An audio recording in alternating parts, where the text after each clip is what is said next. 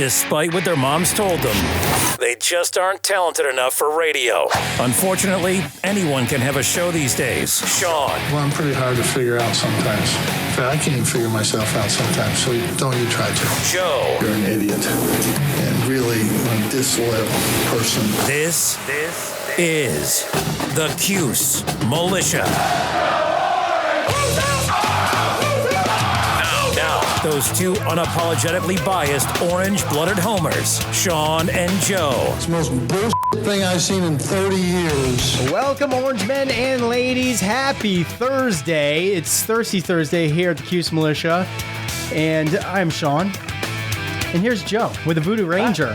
Gosh, Joe breaking out the Voodoo Ranger. Is that a Juice Force? There we go. The orange. Yes, got the Juice Force in full effect. At Cuse Militia on the socials. Go there, join the militia. I was thrown off by Joe drinking something other than the garbage ass Michelob Ultras. So, yeah, I fell into this. It's actually really good. Put a little flavor into your life, and it's a little bit stronger. Oh, I was going to say, I don't know if you can handle beers like this, Sean. It's 9.5. It's all I drink. That's all I drink. Just messing with you. Look, I'm just trying to go with the show, Boeheim's Army won. Got the Cuse Militia shirt on. We got the orange can Voodoo Ranger Juicy IPA, and you're wearing a T-shirt that looks like it's from Saved by the Bell. This is Outer Bank Slice Pizzeria. They do their apparel and whatnot is 80s retro. So, yeah, good pickup on the 80s retro. All right? Well, that's more early 90s, but yeah, I get it. Yeah. That's a Saved by the Bell shirt, bro. It is, kind of. It is. Shout out to my favorite pizza joint in the Outer Banks. The staff isn't as friendly as I'd like, but their pizza's good, man. You do the reheated pizza thing. You take the pizza, I want one of those slices, give me a slice of that, give me a slice of that, take it, put it in the oven. You know what I'm saying? It's the best reheated pizza. And that's how you do it. I mean, everybody knows that. But it's the best reheated pizza. It's better reheated by the slice than it is when you buy a whole pie from there. Yeah.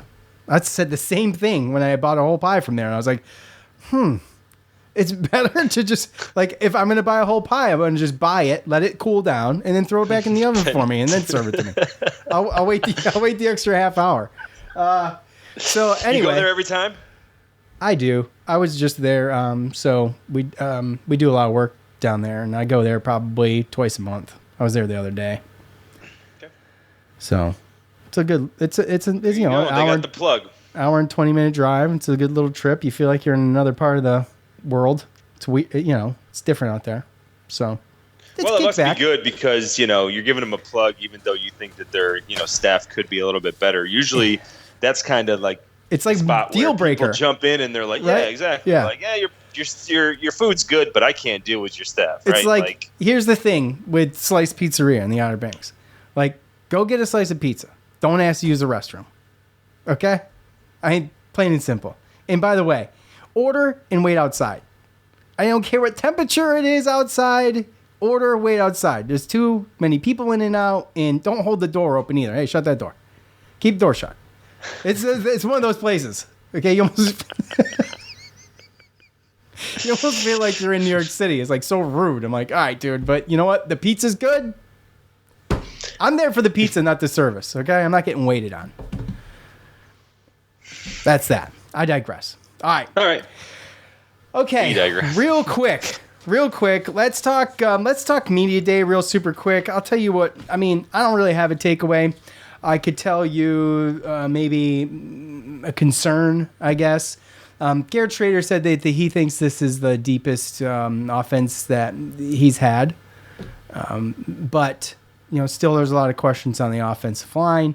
And even Coach mentioned, he doesn't even know how it's going to be or how it's going to hold up. And the offense depends on how well it's going to hold up. So the best thing to come out of it was the Coach Babers impersonation by Garrett Schrader, which Coach Babers did not look like he appreciated that at all, Joe. I don't know if you saw it, but I did. It was an awkward. Body language was not great. No, it was one of the most awkward moments I think I've seen in regards to Coach Babers. And we've seen him at a presser where he talks about walking around the locker room when everybody's thing slinging. So more awkward than that. Yeah. That's my take from ACC Media Day. Marlo Wax was chill. Marlo Wax was chill. He was laid back. The Mob podcast coming back. I'm happy about that. Yeah, so there'll be 2 podcasts now. The Mob podcast and our podcast. I heard everything else died off. Well, it all depends on what happens. Disloyal idiots are still doing it. But, true. Our friends at Noons, yes. I haven't heard a lot from Lockdown lately, but, Joe's in, he's so sad. He's in his sad about the lockdown deal. He's in his sad. Absolutely not. Dude, all I do is just listen to a different podcast on the way to work. It's not that difficult, right? I've actually really been listening to a lot of the Orange Nation, a lot of the local radio stuff that's Steve on ESPN. Fonte and what's the Jordan? Jordan Capozzi was the producer. Who's the? I don't even. I forget. Sorry. Damn it. Sorry, but they've been talking about some stuff like that. But and they brought something up that I actually saw and I was wondering about the whole time too as well. It was like there wasn't a lot of questions about LeQuint. I feel like anything controversial, usually there's at least one person that's willing to stand up and at least ask. Yeah. Right? And if you don't get the answer that you want, and they're going to come back and say, I'm not going to comment on that, unless they got a precursor, right? They have to have a precursor, some type of hey, don't ask this because they're not going to answer. It's a waste of damn time, right? Right. Hey, you're ACC Media, and by the way, Syracuse is an ACC team, and we're all in the brotherhood. So, let's not dig deeper than we need to. Okay, it's over and done with. Let's move on. Yeah. So, I do take Dino Babers. The way that he talks, I hate that there's people that are always going to say excuses. It's his job to make sure that we have the depth and everything. But this day and age, when you have transfer portals, people going to the NFL and stuff, it's difficult sometimes to replace certain pieces and all that kind of stuff. So, we lost some guys in the NFL, and I think we lost some future NFL players to bigger schools because of, the money and all that kind of stuff. So there's stuff going on with the NIL right now. I think eventually it'll get cleaned up. I don't think I don't know if we need legislation in our government to get involved, but nonetheless, I just back up very right. The government doesn't need to be involved in anything else. They've got their hands full with what they've got. Okay, and by the way, just a bit of advice to all of our fellow Cuse Militia followers, listeners, and fellow Americans.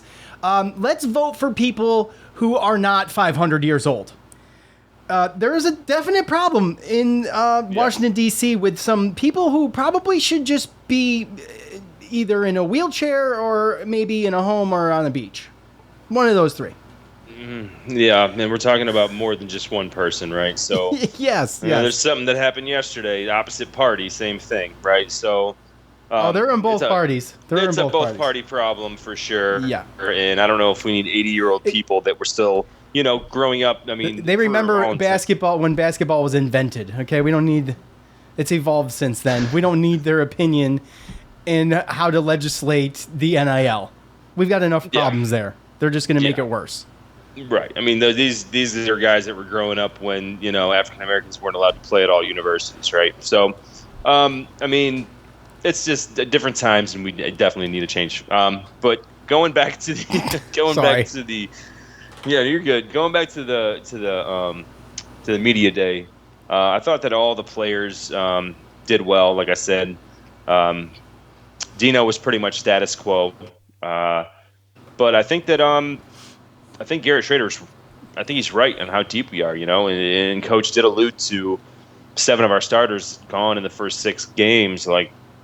That's a lot to come back from. And then we lost, Garrett Williams the next game, Garrett Schrader for a couple games after that. So it didn't really stop. The bleeding never stopped. And, hopefully we're going to be able to add that depth. And I think on offense, we're not reliant on so many just individuals, so to speak. And I hope that that's the case come defense too.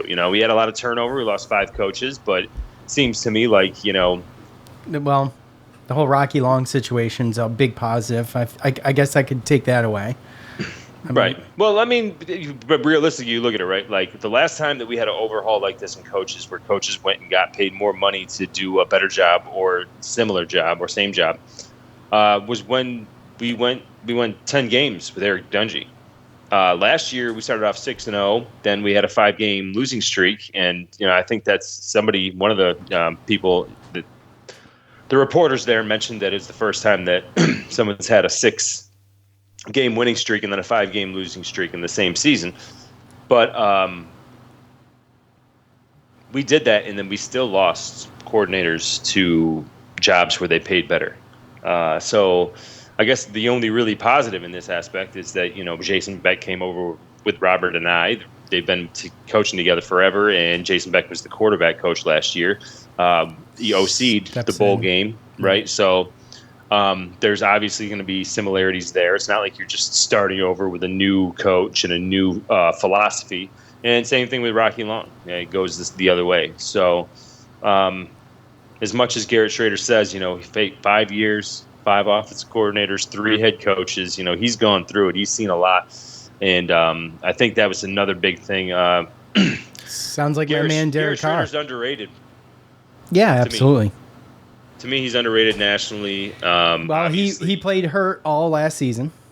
And maybe even the season a little bit before. Could have been. Near the end. So if this surgery really helped, and then on top of what Dino Baber said, he got to sit back and basically be a coach for the spring practice and see things from a different lens, then yeah, you hope that there's a step there. I think the running back room, albeit you don't have a player as talented as Sean Tucker, I think the combination of everything you have a deeper running back room than last year. Your receivers room is deeper than last year. Your tight end room is deeper than last year. For whatever reason, too, with Arande, sorry, but why I mentioned wide receivers, he's a guy who seems to be playing with a chip on his shoulder. That doesn't really need to be coming in trying to play with a chip on his shoulder, because he did a fantastic job. But I feel like he thinks he might have fell short or could do way better.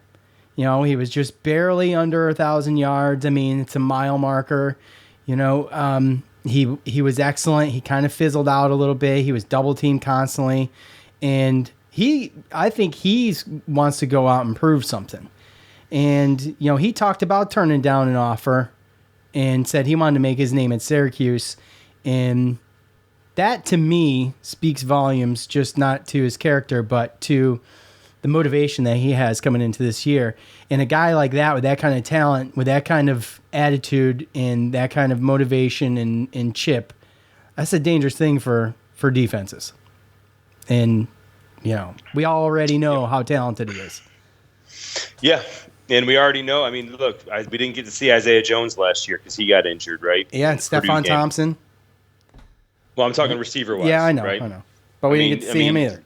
Arande, he stepped up, and there was other guys that stepped up near the end of the year and stuff like that. We lose only Devon Cooper. And, you talk about the Damian Alfords and Amari Hatchers, Kendall Longs, Trevor Pena's, right? Like, we have these guys that DeMarcus Adams, Isaiah Jones. There's a deep there's a deep room there for receivers. And on top of the fact that now you're going away from kind of just the one running back kind of combo. LaQuinn Allen, we saw from the bowl game, he's going to be involved in the passing game, right? And we brought in 2 junior college guys in as far as running backs. And then, so right now, last year we only had 3 scholarship running backs. And this year we have, 6? So there's going to be different styles, different ways of getting people open, and I'm really excited. And Rondé Gasson, he's going to get doubled again. And I hope that he does have just as good a year. But, there's no doubt in my mind that we're going to have to do other things to set him up and get him open, and other people are going to have to step up. So only time will tell. But, to me, when we were healthy last year, obviously we were a problem. People may call it lucky, people might everything, but we were 6-0 and we had Clemson on the ropes. At Clemson. Yeah. before it all kind of fell apart, right? So, yeah, we'll see. Yeah, well, exactly. So, anyways, that's that as far as that goes. And the Maui Invitational Tournament bracket. One quick thing. Boy. Sorry, before we get into it. Sorry. With that Dino Babers thing, that awkward moment that you were talking about. Yeah. He kind of made it so once camp opens in August, then ACC, the ACC network guys, they go around and they do like a day at the school, at the practice, and they have this whole little like hour-long show where they interview people and they're on campus and they're at practice and watching and stuff like that. And Dino Babers made it known that, oh, you guys are coming August 15th? Okay, well, we're going to have a good time. And I kind of, from what I heard from that was I read that he's going to get a Rondé back when ACC Network Garrett Schrader back when they come back to the campus. So we'll look see. out for that. It's only a couple weeks, but let's see what happens. It's August 15th, I think, if I remember right. August 15th. Yep. So the Maui Invitational, whatever. Maui Invitational. Yeah, that's it. You can just say the Maui Invitational. I know. Everybody knows who you're talking about. I know. I'm just trying to complicate things. The bracket was released, and it's no matter what, you play 3 games. So win or lose, you're going to go one way or the other on this bracket. And you're going to start in the middle, which confused the hell out of me. Joe sent it to me yesterday. I'm like, where the hell are the teams? I never even looked at the middle. So anyway, Syracuse will face Tennessee, first game being November 20th. And that game will be at 2:30 as of right now. And, Syracuse is like 10-0 all time in this thing. The last time they played, according to Noon's Magicians, 2013. Tennessee is, it's way too early, but they're let's just say they're in the top 15, right? So right off the bat, top 10. Yeah, well, it says 6th, but I mean, I don't know. Let's just say top 15. By the time I know there's 5 teams in this tournament that are top 10 preseason. Yeah, that's tough.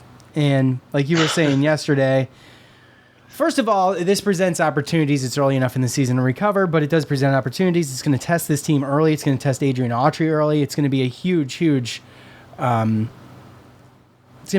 test. Not only that, but for us to watch this and see how resilient these guys can be. And you've got to start with one of the toughest teams in the tournament, and you've got who else here? The Chaminade, who's the Hawaii local team, right? Who's never really super good, but Gonzaga, Kansas, Purdue, UCLA, and Marquette. So, I mean, it's a tough slate, dude. No matter which way you go, no matter where you start, it's a tough slate. And like you said yesterday, if you only win one, then I guess you're okay. It's not terrible, right? But if that one win is against Chaminade, then that's not great, right? So you've got to do something other than that to come out at least in the middle of the row on this thing. And who knows? Maybe they shock someone. Maybe they shock someone early, and we'll see. But this is going to be a huge, more difficult than huge, but difficult, huge, whatever you want to call it, test for these guys early in the season. And, I mean, it's something to look forward to, but, it's going to be interesting. It's just tough because it's when... It's a lot of really good teams. Like, there's no... You know what I mean? There's no... I don't know, man. You usually get more balance. Like I said, it's going to help. It's going to help the strength of schedule, you know. But if we play Chaminade, that means we went 0-2, because we, depending on if we win or lose against Tennessee, depends on whether or not we play the winner or loser of Gonzaga and Purdue. So yeah, it's a situation where all those teams are really good. Yeah, if you lose, you're going to play a good team. If you win, you're going to play a good team. And I think that the one thing that gets me more than anything is that, like, it's adding all those games on top of having to play LSU and Oregon as well in your non-conference. Yeah. You know what I mean? Because those are other two big. I mean, so you're talking out of. I mean, how many non-conference games are there now? 11. 13, I thought. Like, is it 11? I don't think it's 13 anymore. But nonetheless, you're putting yourself in a 13. position. It's 13. If you count these three, it's 13, isn't it? Oh, I'm sorry. You're right. It's 11. I was looking at exhibition games. My bad. Yeah, because they added a couple more conference games, right? So, I mean, it's a situation where out of 11 games, you're putting yourself in a position where it's not far off reality that you could lose 5 of these games. Yeah, it would suck. Well, which, I mean, I guess you can't, right? Because if you lose your first 2 games in the Maui, then you're not going to you'll play Chaminade, right? So, okay, at least like 4 games, right? And then on top of that, you still got the Georgetowns of the world. And we haven't beat Colgate the last 2 years. So, and we got them. I say Syracuse beats Colgate this year, hands down. Yeah, I believe so too. And it's going to be a different type of team, obviously, and it's got me super excited. But you got a non-conference schedule that can either like launch you into really, really good status, or put you in the hole very early in the season. Put you in the hole early, right? Going into conference play. And not only that, but enthusiasm when it comes to just rallying around this team with a newly minted head coach. And, they're going to need all the support they can get, I think. Yep. And I'm most excited about just that. And it's seeing how this team is going to gel with Autry and some of the new players coming in and see what kind of style and energy is brought. Because let's be honest, the Red's way more relatable, right, than Boeheim, right, to say the least. So when you have a general that can rally the troops up, get them excited, get them motivated, and put a spark under their asses, that's kind of something that we've been missing tremendously, to say the least, in the past few years. Yeah. And then again, I mean, I think it brings a little bit of excitement when it comes to playing fast and the possibility of, not playing zone all the time and stuff like that. So, I mean, yeah, I'm right there with you. We brought in a lot of guards, players from good schools, and we got a lot of guys coming back that got a lot of experience. So I definitely expect something different, something more exciting. We talked about it before. If Audrey, if he comes in and he does the same thing that Boeheim did, then, I mean, then why did we even do that? You're just asking for it. Yeah. Yeah, and I don't think he will. So no, I don't think he will, and it's like I said, it's gonna be interesting just to see what does happen and watch this team grow. It's gonna be fun to watch this team grow. It's fun to watch a team grow every year, but this is something that has not happened in our lifetime, mine and Joe's, that is. So, okay. With that said, Boeheim's Army has been very solid, to say the least. They had a slow start against Team Gibson, ended up winning the thing 99-83. Target score was 98. I think they were up 90 to 66 or something like that. And they just destroyed them. They ended up destroying them. They started a little bit slow. Gibson jumped out to like a 13-2 lead, and then Boeheim's Army just woke up and pretty much put the thing away. But the one thing that I really noticed, especially in that first game, is that there was not a whole lot of selfish play, if any. And they really did play like a team. The transition offense, like just what they did from running the court, I thought was tremendous. And a big surprise to me was Grant Riller, who I had no idea who this dude was. Okay, Andrew White was great. I think I'm on record saying that Andrew White hasn't been great in the past in the TBT.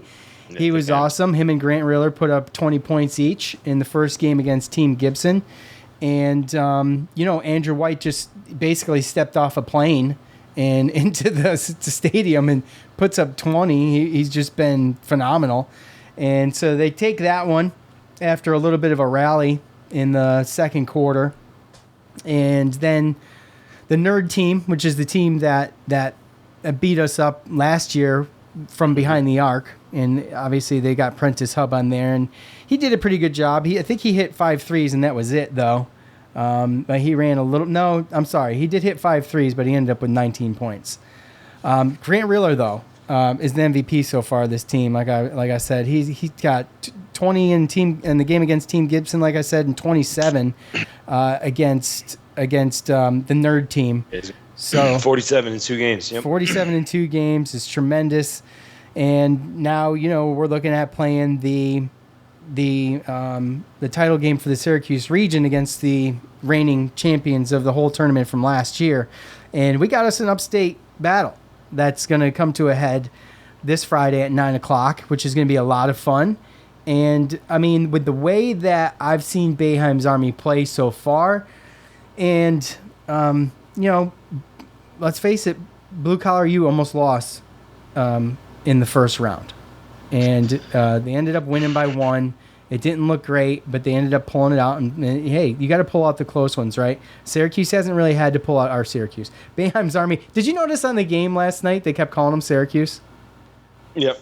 Yeah, it's crazy, right? It's just like, it's one of those brain Fs, man. And it's just like, I don't know how many times I've done it talking about them, but anyway, Boeheim's Army has not really struggled. They struggled at times during games, but they have not really had to overcome much adversity. They kind of struggled putting Team Gibson away, but they had such a lead that it didn't matter. And last night, there was some. First of all, there was a 17-1 run to end the half for Boeheim's Army. And they got up, and the Nerd team tried to fight their way back in with the help of Prentice Hub's 19 points. But they were never able to do it. They pull it off, but what was the 83-75, right? So that was the score, which was very close to last year's loss, which was 81-74, and that was an upset. So going into this game, Joe, and being able to escape this region at home as champions, what do you think? How likely do you think that is for Syracuse to win at Syracuse? And by the way, I know the game was a little bit late last night, but Buffalo's going to show up. Buffalo's going to travel. It's going to be a Friday night. I really hope that our folks in Syracuse can pack the on-center because, the Blue Collar U fans they're going to be there and they're going to show out. So be ready for that. I expect that place to be, I'd say it was maybe a third full. I expect this thing to be 3/4 of the way full, if not more, for Friday night. It should be pretty electric on both sides. And it should be exciting. Be a fun game to watch. Primetime game on a Friday night. It is on ESPN, or what the fuck is it called again? ESPN Plus. ESPN Plus. Yeah, watch ESPN Plus, whatever. Maybe we could pull something off, some type of stream. Maybe not. I don't know. Stream for audio with our expertise, or you just want me to stream the game live, so people can get out of paying $5 to subscribe to ESPN Plus for a month. Well, by the way, I'll say this. Hold on, I'm sorry. It's worth the $5 now. It didn't used to be. It's worth it now. They've figured it out. And say what you want about ESPN, the app works great. I didn't have any problems last year. I haven't had any problems this year. No buffering, no pixelating. It's been working great. Yeah, and with that too, I mean, we have football season coming in which there's probably going to be games that are going to be on ESPN Plus. Same thing with basketball. And if you're a UFC fan, some fight nights and prelims and stuff are only on ESPN Plus. So, well, and here's the other thing. I think it's worth it too. It's definitely worth it. And I used to shut it off after basketball season, but I kind of just deal with it. It's only a couple months. You never know when something's going to pop up, like you said, the UFC stuff. But I just pay a yearly fee. With that said, we don't usually. The only reason I stream here, and it's not easy to set up. It's kind of a pain in the ass. But the only reason I really do it is when our local Syracuse fans are getting screwed out of a home game. It's not because there's a blackout or something, and I get it on my local sports channel that plays that has all the ACC games. So that's usually the situation when I'll stream, just so everybody knows, because we did get texts or we did get DMs and things like that last night in regards to streaming that game, but unfortunately. No, by the time we saw it, it was too late and couldn't set it up. So yeah, it was right before the game started, and I apologize. But anyway, so back to my question, Joe. The chances of Syracuse, of Boeheim's Army, escaping out of this region as champions, I feel like it's pretty good. I do. I feel confident. The way I watch them play, I feel pretty confident. Now, I don't really know. And by the way, Blue Collar U is, I think they're 12-2 all time. What are they? 12-1 all time. Mm-hmm. Yeah. So I mean, they're good, and they're a couple of years, and they're a strong team. They really are mostly Buffalo players. They got a couple or some from Bowling Green and a couple other spots, but they're pretty solid Buffalo Blue, right? So, with the way Boeheim's Army played, obviously it's going to be the toughest matchup. But I feel like they got the talent, the depth, and the way they've been playing, they've really been playing as a team. And I feel like if they're going to do it, this is going to be the group to do it. And if they could get by Blue Collar U, I feel like they could probably beat anybody. I really do. I mean, it could be good if they get by through this game as winners. They could go far. Yeah, I mean, so I do have some concerns. I mean, obviously, despite I think the missing participants. Well, and that's right. I mean, missing participants, to get one of those guys fresh and shown up on Friday would be a miracle. It'd be awesome. I don't think it's going to happen. Do we have any idea besides Tyus Battle being stuck somewhere? No, I don't really know. I mean, from what I understand, just Tyus Battle's either stuck in China or his team doesn't want him to play, or I don't know exactly what's going on. But I haven't heard anything about Malachi Richardson. So basically, we have the team we have, and there's a couple things that, concern me a little bit. I mean, really near the end of the game, I saw, Deion Kane and Jamil Wilson kind of getting in some type of argument because Jamil Wilson didn't save a ball or something like so, the team camaraderie and stuff like that, they got to be able to get along with each other. I'm sure that, they're grown men. There's some of the more experienced players, so I'm sure they'll figure it out. But you did see a little bit of some frustration points last night when the Nerd team got it within 5 before the Elam ending. But nonetheless, with that as well, B.J. Johnson comes in, scores 10 minutes in the first quarter. We don't see him again. So there is concern for injury there. Assumptions that he's injured. Dwight Bikes, same thing. Yeah. We saw him get injured, and he didn't play that much in the second half. DeAndre Kane didn't look 100% out there. So, there are some concerns as far as that goes. I don't think that we're as healthy as the Buffalo team, but at the same time, you can argue that we've been one of the more impressive teams in the whole tournament, and especially when you look at the competition that we've played. The Nerd team is better than any team that, if you look at,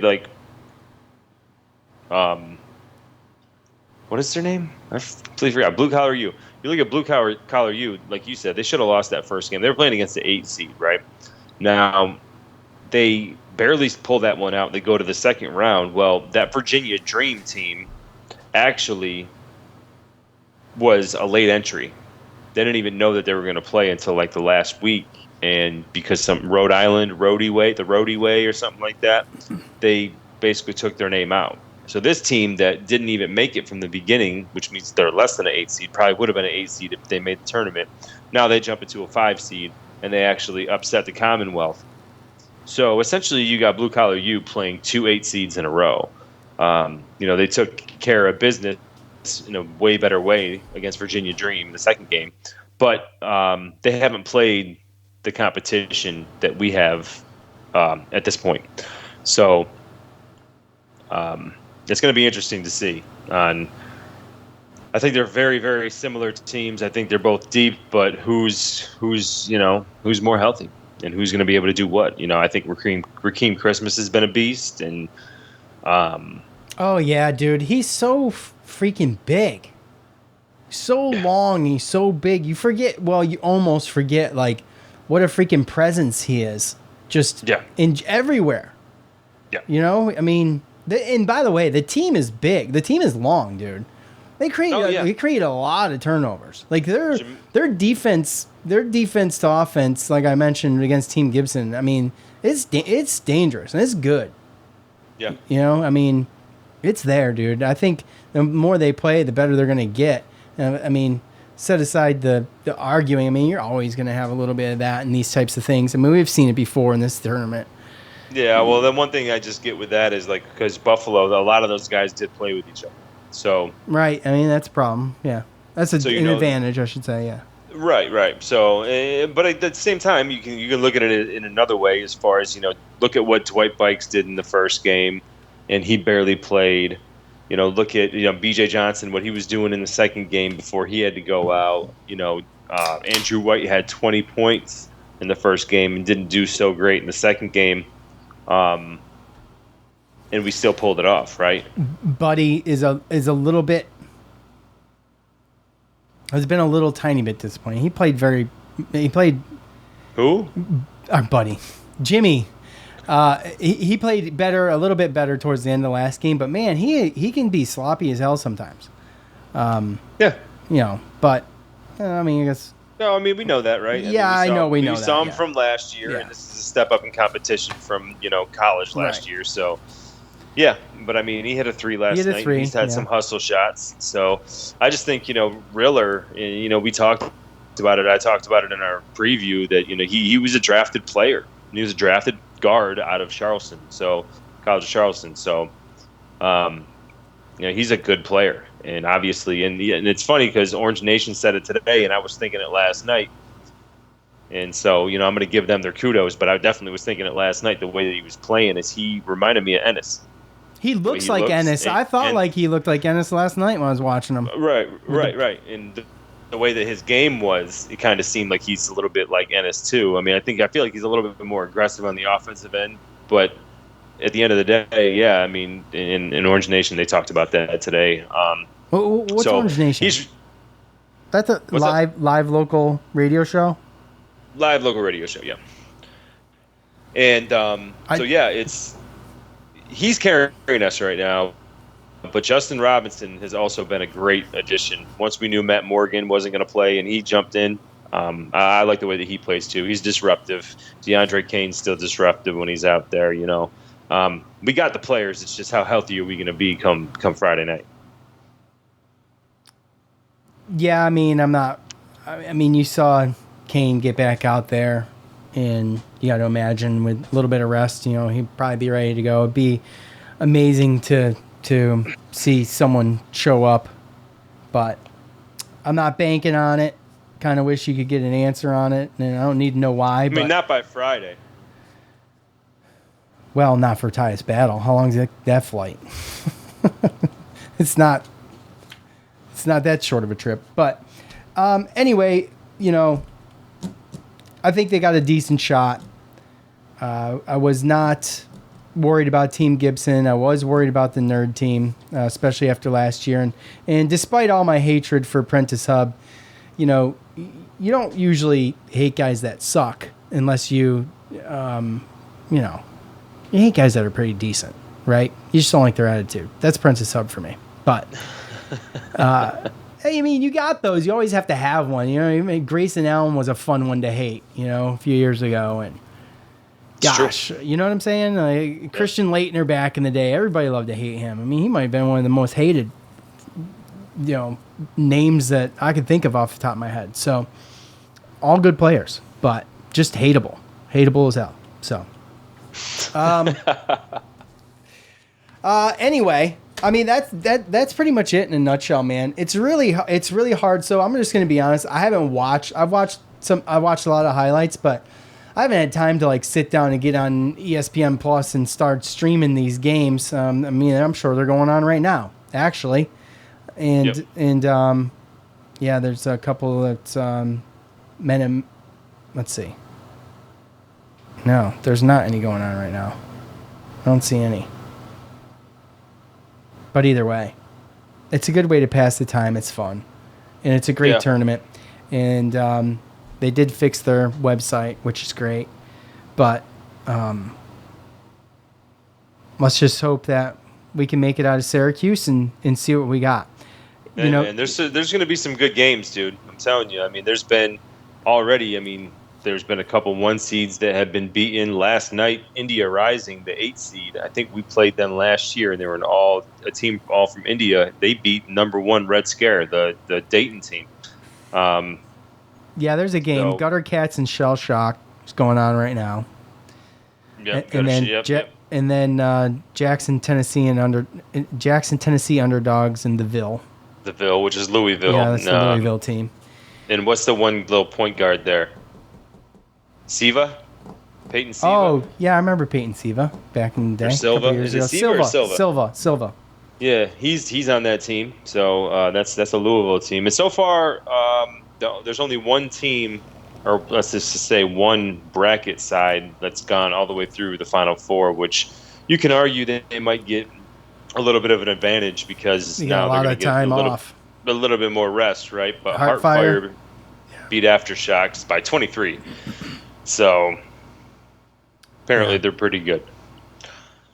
Yeah. Anyway, that's pretty much all I got to say about it. It's fun to come here and catch up and get into a little bit of a rhythm with the show again. And do 2 within a week. Thank us. Yes. I thank you. You're welcome. I thank you. I'm proud of you. Proud of me for what? I'm showing up. Yeah.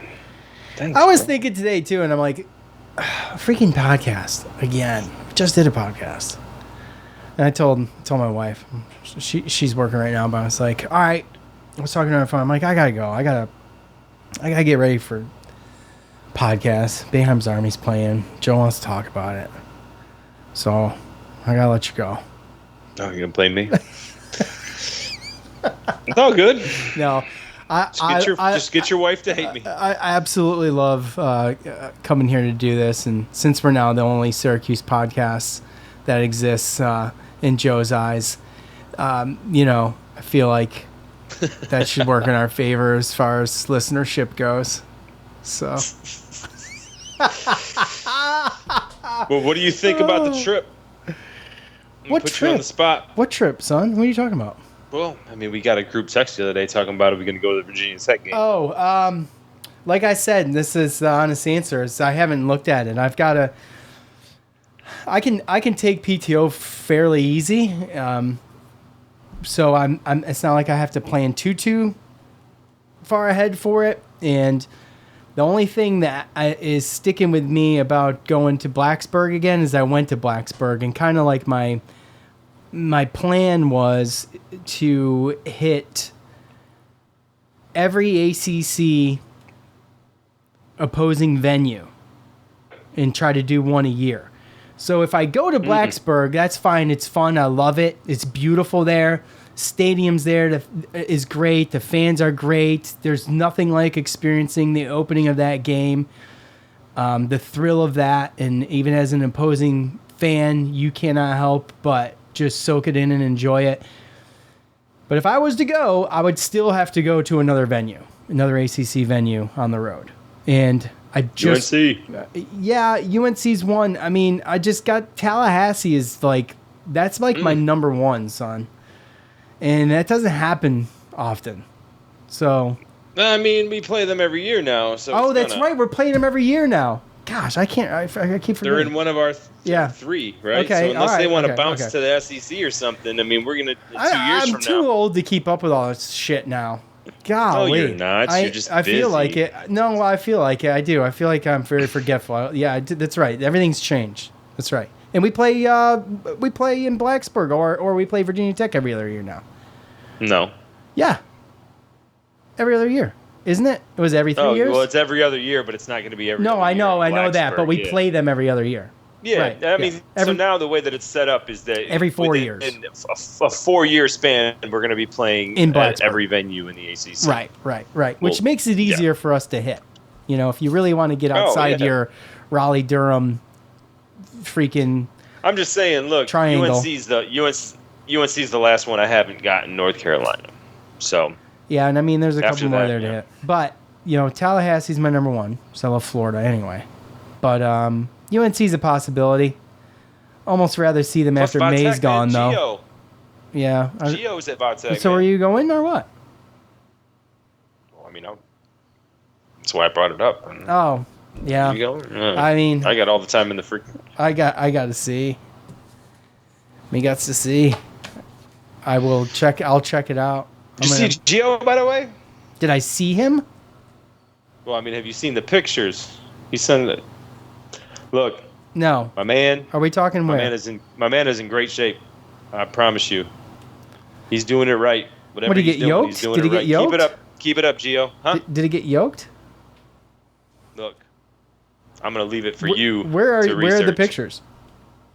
I mean, I saw it on our Facebook page. Oh, so for real, I'm not like exactly on social media a lot. Just so you know.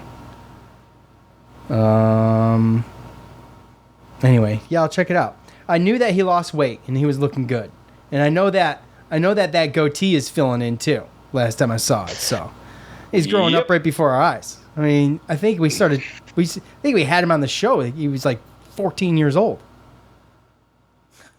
something like that. I mean, you know what I mean? That's crazy right there.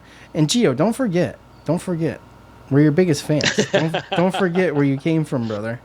So Hey, look, I'm just saying. Sometimes it takes a little bit longer than 1 year to break that cycle and turn it around. So for what? I'm pumped for him. He looks good, looks healthy. He won some awards last year. Yes, he As a did. broadcaster, like he's doing his thing, and that's just his first year.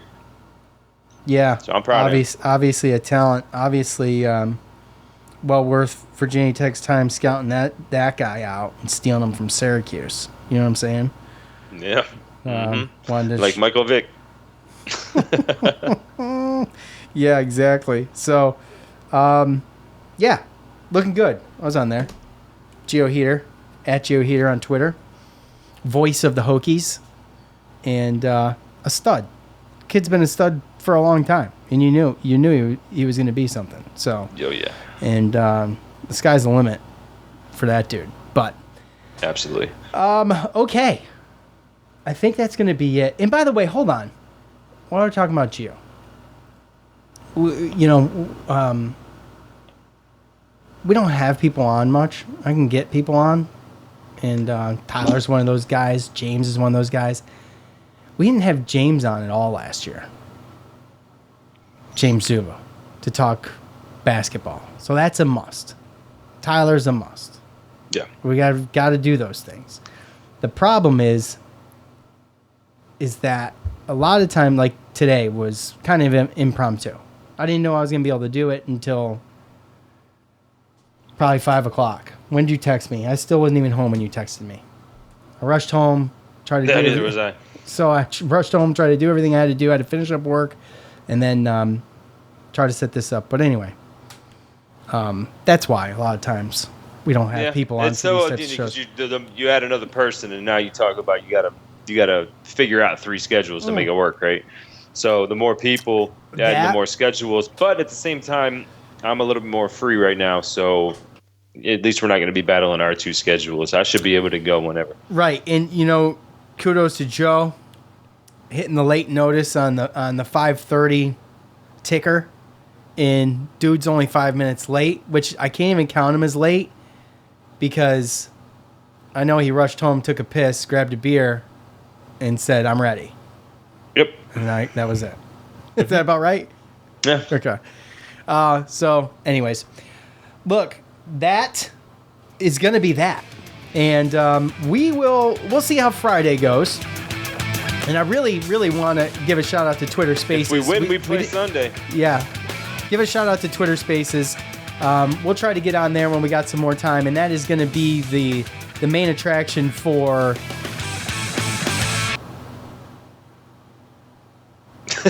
That ended way quicker than it normally does. That's going to be the main place for fan feedback, and I just want to make sure everybody gets onto. If you don't have a Twitter account, get on Twitter and sign up, and it's going to be a really fresh, easy way to get on the show or leave a comment about what we're talking about. It is live.